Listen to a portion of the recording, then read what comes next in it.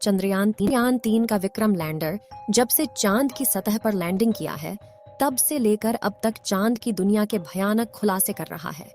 Landing के बाद चंद्रयान 3 ने भेजी चांद की पहली वीडियो और तस्वीर। दिखा चांद के दक्षिणी ध्रुव का ऐसा खौफनाक मंजर। अगले 14 दिनों तक चांद पर घूमते हुए चंद्रयान करने वाला है बड़ा कमाल। इसरो का यह मेगा प्लान देखकर दुनिया भर की स्पेस एजेंसीज हैरान हो गई है। दोस्तों, चांद की कक्षा में पहुंचने से लेकर आज तक इसरो के चंद्रयान 3 ने हर रोज लगभग नई तस्वीरें और वीडियो भेजा है।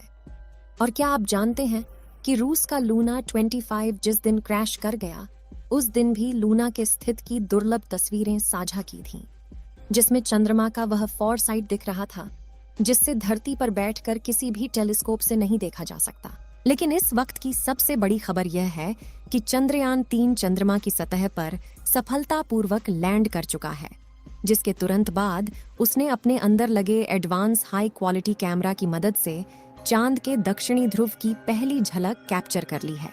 और अगले 14 दिनों तक वह बड़े कमाल करने वाला है, जिसका खुलासा आज हम इस वीडियो में करेंगे। साथ ही आपको दिखाएंगे इस मिशन से जुड़ा वह पहलू जिसे देखकर इसरो के लिए आपकी इज्जत 10 गुना बढ़ जाएगी। तो देखिए इस वीडियो को अंत तक।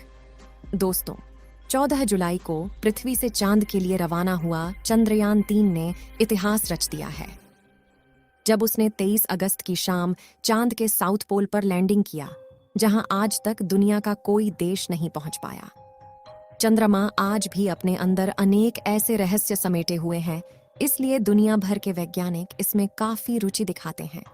इसी बीच इसरो की तरफ से बहुत ही बड़ी गुड न्यूज आ रही है कि चांद पर लैंडिंग के बाद चंद्रयान 3 के विक्रम लैंडर की कंडीशन बिल्कुल ठीक है और इसलिए चंद्रमा पर रिसर्च करने के लिए अपने प्रज्ञान रोवर को चांद की सतह पर खुला छोड़ दिया है।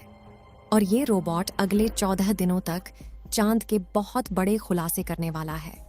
वहीं विक्रम लैंडर के एडवांस कैमराज ने चांद पर अपनी लैंडिंग साइट की सबसे ताज़ा तस्वीरें भेजी हैं। इन लेटेस्ट फोटोज में सूरज की रोशनी को रिफ्लेक्ट करके चमक रही चांद की खूबसूरत सतह को साफ साफ देख सकते हैं। साथ ही यह भी देख सकते हैं कि चांद की सतह कितनी ज्यादा ऊबड़ खाबड़ है, जिसका यह हाल लंबे समय तक उल्का पिंडों की बारिश की वजह से हुआ है। वहीं लैंडिंग से ठीक पहले विक्रम लैंडर पर लगे लैंडर पोजीशन डिटेक्शन कैमरों ने चांद की कई कमाल की फोटोज खींची थीं। और इसरो द्वारा शेयर की गई इन तस्वीरों में आपको कुछ नाम लिखकर दिखाई दे रहे होंगे, क्योंकि चंद्रमा पर मौजूद बड़े बड़े इम्प्लांट फ्लैट है जो यहाँ से तो हमें केवल कद्दू की तरह दिखाई दे रहे हैं। लेकिन चौंकाने वाली बात यह है कि इन्हीं रहस्यमय गड्ढों के नीचे 1-2 किलोग्राम नहीं, बल्कि पूरे 10 करोड़ टन पानी मौजूद हो सकता है और कई बेशकीमती खनिजों का भंडार हो सकता है, जिसका रिसर्च करने के लिए विक्रम ने अपने प्रज्ञान रोवर को रवाना कर दिया है। तो चंद्रयान 3 के रिसर्च मिशन के ऑब्जेक्टिव क्या है और ये अपने रिसर्च के दौरान चांद के किन किन रहस्यों से पर्दा उठाने वाला है, जिससे नासा और रूस को भी जलन होने लगी है। आइए जानते हैं दोस्तों। विक्रम लैंडर पर कोई चार्ज नहीं लगेगा, यानी कि लैंडिंग के बाद अब वो अपनी जगह पर खड़ा होकर चंद्रमा पर सर्च करेगा, जिससे यह चांद के पतले वातावरण के अंदर मौजूद प्लाज्मा पार्टिकल जारी करेगा। दिन और रात में चंद्रमा की सतह के बदलते तापमान की जांच करेगा, अपनी लैंडिंग साइट के आसपास आने वाले भूकंप की गति और तीव्रता की स्टडी करेगा और सतह के नीचे लेजर फेंक कर सरफेस एलिमेंट्स की जांच करेगा, जिसके लिए इसके अंदर 4 पेलोड उपकरण लगाए गए हैं। जबकि चंद्रयान 3 का प्रज्ञान रोवर अपने टायर्स की मदद के चलते हुए चांद के दूर दराज इलाकों की तरफ रवाना हो चुका है और चलते चलते इसने इसरो को भी चांद का डेटा भेजना शुरू कर दिया है। आपको बता दें कि प्रज्ञान रोवर में लेजर इंडक्टेड ब्रेकडाउन स्पेक्ट्रोमीटर और अल्फा पार्टिकल एक्सरे स्पेक्ट्रोमीटर जैसे 2 पेलोड उपकरण लगाए गए हैं, जो कि लेजर की मदद से चांद की सतह के अंदर तक जाएंगे और सतह के नीचे मौजूद पानी का पता लगाएंगे। साथ ही यह चांद की मिट्टी और चट्टानों में मौजूद मैग्नीशियम, एल्युमिनियम, क्रोमियम और सिलिकॉन जैसी कीमती खनिजों को भी खोज निकालेंगे और इस रहस्यों से पर्दा उठाएंगे कि आखिर जान के अंदर क्या छुपा हुआ है।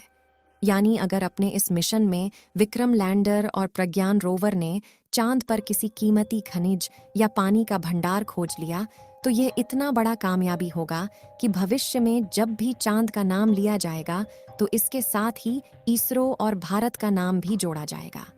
आपको बता दें कि रिसर्च मिशन चांद के वे लूनर दिन होते हैं जो कि पृथ्वी के 14 दिनों के बराबर हैं, जिसके बाद चंद्रयान 3 का विक्रम लैंडर और प्रज्ञान रोवर अपने आप निष्क्रिय हो जाएंगे और सदियों तक चांद की सतह पर खड़े होकर भारत के नाम का ठप्पा लगा देंगे।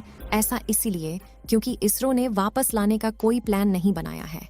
वहीं इसे सिर्फ दिन के वक्त ही काम करने के लिए डिजाइन किया गया है, यानी 14 दिन के बाद जब विक्रम लैंडर की लैंडिंग साइट पर अगले 14 दिन के लिए रात होगी, तब इसके सोलर पैनल चार्ज नहीं हो पाएंगे और धीरे धीरे इसके सभी उपकरण बंद हो जाएंगे।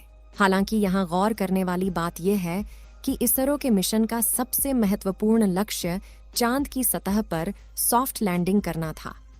मगर ये सवाल आता है कि चांद पर लैंडिंग करना इतना मुश्किल क्यों है? क्यों 23 अगस्त का दिन इसरो के इतिहास का सबसे ऐतिहासिक दिन बन चुका है? और क्यों इसरो की इस उपलब्धि से ब्रिटेन, चीन और रूस जलकर राख हो चुके हैं? दरअसल दोस्तों, चांद के दक्षिणी ध्रुव पर उतरना आसमान से तारे तोड़ने के समान है, क्योंकि चंद्रमा के दक्षिणी ध्रुव पर सूरज की रोशनी उतनी नहीं पहुंच पाती जितनी चांद के दूसरे हिस्सों पर पहुंचती है। इसी वजह से चांद के दक्षिणी ध्रुव पर चारों तरफ घनघोर अंधेरा रहता है। वहीं पृथ्वी से चंद्रमा के इस क्षेत्र की दूरी ज्यादा होने की वजह से लैंडिंग के दौरान कमांड सेंटर का लैंडर से संपर्क टूटने का खतरा बना रहता है। साथ ही चांद पर ऐसा कोई मजबूत वायुमंडल भी नहीं है जो लैंडिंग के दौरान घर्षण पैदा करके लैंडर। इसी वजह से चंद्रमा के इस हिस्से में लैंडिंग करना काफी चुनौतीपूर्ण रहता है। ऐसे में किसी भी स्पेसक्राफ्ट को चांद पर लैंड करवाने का एक ही तरीका मुमकिन है, जिसे चंद्रयान 3 के विक्रम लैंडर ने ही अपनाया था।